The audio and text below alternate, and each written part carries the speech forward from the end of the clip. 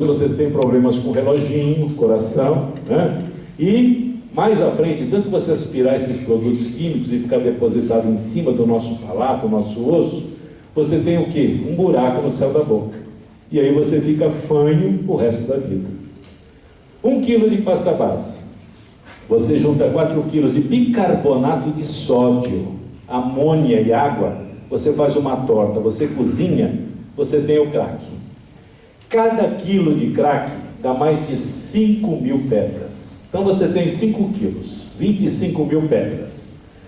Se você vai vender ao preço mínimo de R$5, você vai ter uma venda final de 125.000.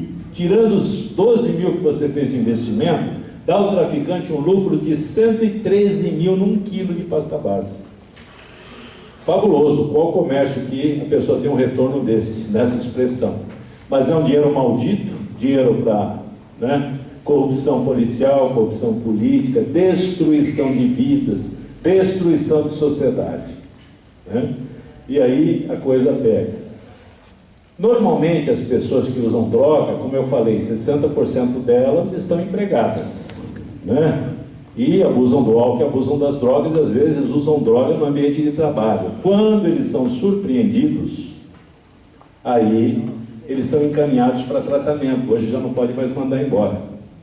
Mas apesar de tudo, muitos falam que a maconha é uma droga de menor potencial ofensivo. Se uma indústria pega um dos seus funcionários usuário de maconha, ela não encaminha para tratamento. Ela demite e paga todos os direitos. Por quê? Ele é um funcionário não atento.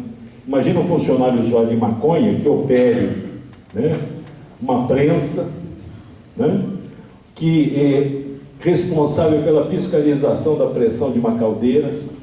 Ele vai ser alheio a isso. Ele não vai lá verificar a pressão, e aí tem risco da pressão subir, explodir, matar funcionários, causar danos à empresa, incêndio, tudo. Por isso que, muito embora digam que a maconha é uma droga que não causa mal, causa sim. E você vê que já dá desemprego direto para a pessoa. E o usuário de crack não, ele é descoberto e encaminhado para tratamento. Só que a empresa caminha, só ele vira as costas e vai embora. Por quê? Não quer saber, foi descoberto, vai embora, abandona o emprego. O crack, quando a pessoa queima a sua primeira pedrinha, a doutora Tatiana falou muito a vocês aí a respeito dos efeitos no cérebro, ele vai direto naquela região em que nós manifestamos a nossa vontade. Depois de um mês e meio, no máximo 2, nós não temos mais vontade, nós entramos na fissura do uso do crack. E aí nós perdemos toda a vontade, Nós só vamos buscar consumir. E aí nós não temos mais uma dependência, nós temos uma doença crônica para o resto da vida. E nós vamos assim, como eles falaram, até o fundo do poço. Só no fundo do poço é que você vai buscar ajuda. Nesse meio, às vezes, a família convence o usuário a se internar.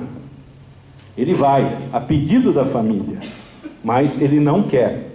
Ele vai ficar longos períodos, às vezes, internado a pedido da família, mas ele não tem a cabeça de buscar ajuda para a sua dependência. Quando ele sai, na mesma semana que ele saiu, depois de 6 meses, 1 ano de tratamento, ele volta a fazer uso. Por quê? Ele não queria, ele só obedeceu o que a família pediu. E a gente assiste, nesse mundo todo aí, pessoas que passaram por 5, 10, 15 internações, e não resolve. Aí as mães desesperadas, o que eu faço com meu filho? 16 internações. Eu falo, a senhora quer saber mesmo? A senhora não vai gostar da minha resposta. Coloque-o para fora de casa. Ah, mas como? Eu sou mãe. Eu falei, o usuário de droga, principalmente do crack, é manipulador. Manipula a família, manipula o médico, mente, Nós precisamos da verdade para ajudá-lo. E se ele omite, nós não temos condição de ajudá-lo. E também não podemos fazer regra geral de tratamento para todos os usuários, porque cada um começou a seu tempo e teve um motivo. Então nós temos de estudar cada caso para dar um atendimento. Eu dou exemplo. Adolescente, 13 anos, acaba ficando grávida e se revolta contra a criança que está dentro dela, vai tirar toda a beleza dela, tirou toda a liberdade, ela não pode sair com as amigas, tem que ficar com aquele barrigão em casa, está inchada, inchando. O ódio contra aquela criança, sem ela ver a criança, já é grande. Quando a criança nasce e se põe a chorar, ela está com aquela criança no colo, o corpo já gordo lá, sem nenhuma beleza, as amigas passam todas bonitinhas, bem vestidinhas, ela olha para aquela criança e destila aquele ódio. Essa criança futuramente tem todas as chances de ser um alcoólatra, um usuário de drogas. Ou aquele que nasce num lar em guerra, já nasce, pai e mãe estão se matando, e ele assiste aquilo a infância inteira. Mais tarde ele vai ser usuário de droga para atingir os pais, de tudo aquilo que ele sofreu. Ou outros vêm de um lar bem feito, com muito amor, Chega adolescente lá, com todo o carinho, toda a atenção, aí consegue uma namorada, se apaixona, de repente ela dá um pezinho nele, e aí cai o mundo dele. E ele vai buscar socorro das drogas. 3 casos diferentes, 3 motivos. Se você dá o mesmo tratamento, pode servir para um, mas falha para os 2. Então nós temos de estudar cada caso para dar um atendimento. Isso tem que ter realmente, o Reginaldo sabe disso, esses todos os anos que ele está no tratamento, então cada pessoa que entra lá, ele tem entrevista e ele vai ver o que é melhor para aquela pessoa. E o mais importante de tudo isso, gente, o mal hoje, as famílias não estão dando uma religião para os seus filhos, nem espiritualidade, valores não estão sendo dados, isso faz falta.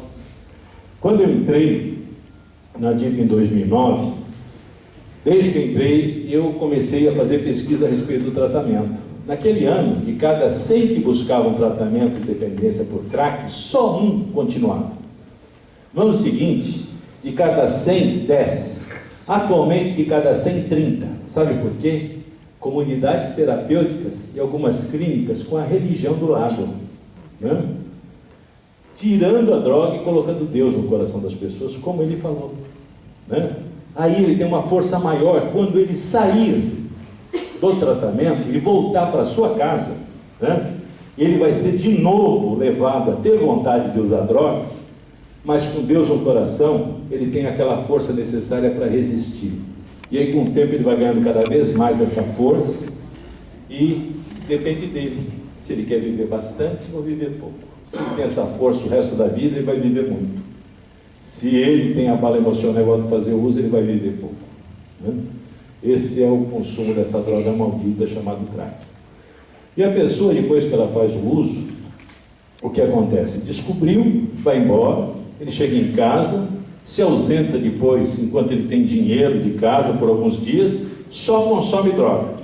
Não se alimenta, não cuida da higiene pessoal, faz as necessidades fisiológicas sob o efeito da droga nas próprias roupas, fica um cheiro insuportável.